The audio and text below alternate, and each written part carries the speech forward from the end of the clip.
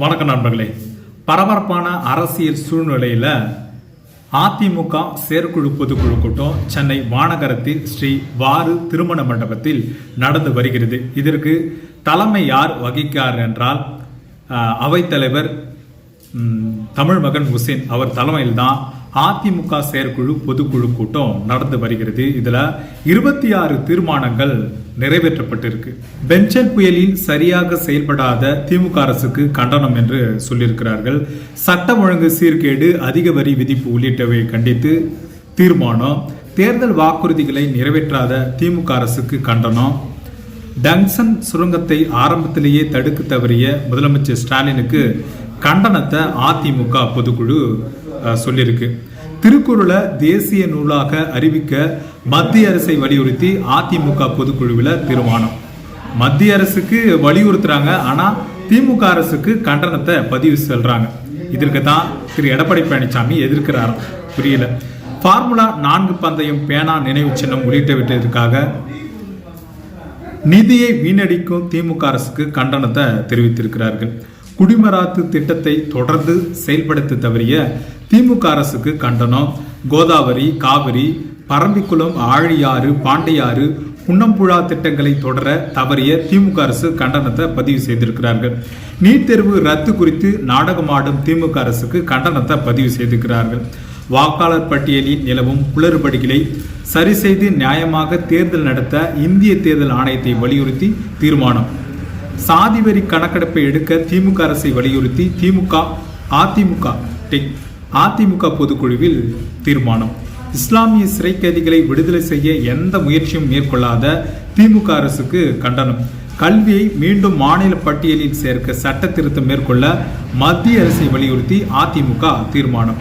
தமிழ்நாட்டிற்கான நிதி பகிர்வை பாரபட்சமின்றி வழங்க மத்திய அரசை வலியுறுத்தி அதிமுக பொதுக்குழுவில் தீர்மானம்.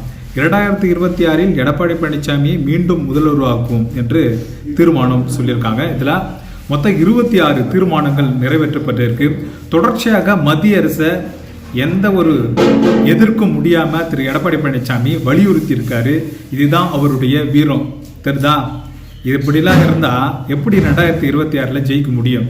மீண்டும் திமுக தான் ஜெயிக்க முடியும். ஆனால் இது வெறும் வெத்து வேட்டுக்காக, வெறும் ஒரு சாம்பிளுக்காக செயற்குழு பொதுக்கூட்டம் நடத்துகிறார்கள். இது நிறைவேறாது. அதிமுக இதோடு முடிந்த கதை தான். கோவிந்தா தான் முடிந்து போச்சு அந்த கதை.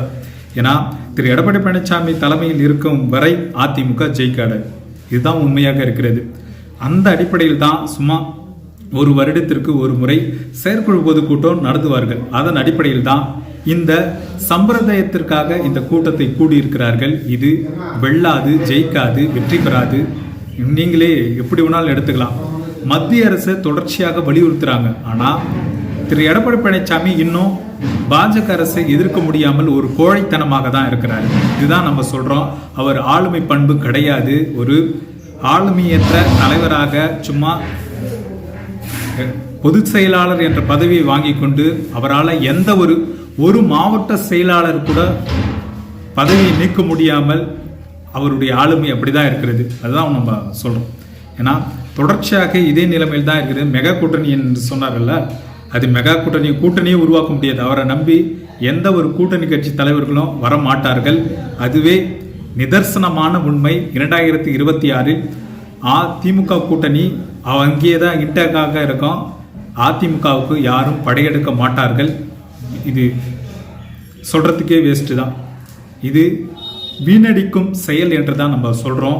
வெறும் ஒரு வருடத்திற்கு ஒரு முறை கூடுவார்கள். அந்த நிலையில் தான் திரு எடப்பாடி பழனிசாமி ஒரு கூட்டத்தை கூட்டியிருக்காரு. இதுதான் உண்மையாக இருக்கிறது. வரும் காலத்தில் இதோடைய கட்சி எப்படி இருக்க போகிறது? வேறு தலைமை மாற்றம் ஏற்பட்டால் மட்டுமே அதிமுக ஜொலிக்கும், வெற்றியடையும். திரு எடப்பாடி பழனிசாமி தலைமையில் இருந்தால் யாரும் வரமாட்டார்கள், வெற்றி அடையாது. வெறும் பணம் சேமித்து வைத்திருக்கிறார்கள் முன்னாள் அமைச்சர்கள் பல கோடிக்கணக்கு அளவில். அதை தொடர்ச்சியாக அவர்கள் செலவழிப்பார்கள். ஆனால் வெற்றியை காண முடியாது. இதுதான் நம்ம பல அரசியல் விமர்சகர்கள் சொல்கிறார்கள். வரும் காலத்தில் எப்படி அவர்களுடைய செயல்பாடு இருக்க போகிறது என்பதை நம்ம பொறுத்திருந்து தான் பார்க்க வேண்டும். மீண்டும் ஒரு அடுத்த நிகழ்வில் சந்திக்கிறேன். நன்றி, வணக்கம்.